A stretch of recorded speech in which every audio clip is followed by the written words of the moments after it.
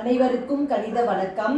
இப்போ பார்க்க போகிறது 8ஆம் வகுப்புக்குரிய கணக்கு இயற்கணிதம்ங்கிற யூனிட்டில் மீள்பார்வையில் உள்ள கணக்கை பார்க்க போகிறோம். அதில் 5வது கணக்கு கொடுத்துருக்காங்க.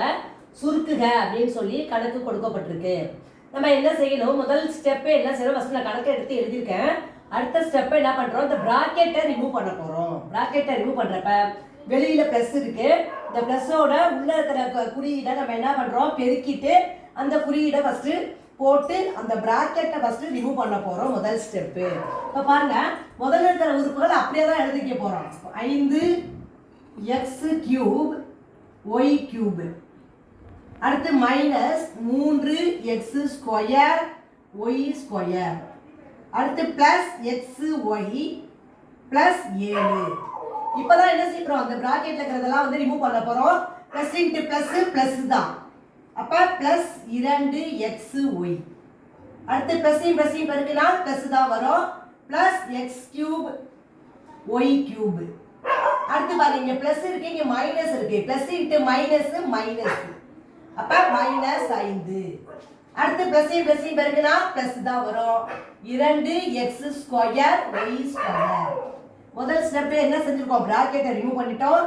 வெளியில் உள்ள இருக்கிற குறியீடால உள்ள இருக்கிற குறியீடை பெருக்கி நம்ம போட்டிருக்கோம். அடுத்த ஸ்டெப்பை என்ன செய்யணும், ஒத்த மாறிகளை நம்ம என்ன செய்யலாம், கூட்டவோ கழிக்கவோ முடியும்னு சொல்லியிருக்கோம். அப்போ ஒத்த மாறிகள் என்னென்ன இருக்குன்னு பார்க்குறோம். ஃபர்ஸ்ட் என்ன கொடுக்கப்பட்டிருக்கு, 5x கியூப் ஒய் கியூப். இதே ஒத்த மாறி எங்க இருக்குன்னு பாருங்க, இங்க இருக்கு. Plus x cube y cube, அடுத்து பாருங்க minus 3x square y square. இதே மாதிரி அங்க இருக்கான்னு பாக்குறோம். இங்க இருக்கு பாருங்க, 2x square plus 2x square y square. அடுத்து என்ன இருக்கு, xy இருக்கு, அதை எடுத்து எழுதிக்கிறேன். அதே ஒத்த மாதிரி எங்க இருக்குன்னு பார்ப்போம். இங்க இருக்கு பாருங்க, பிளஸ் 2xy.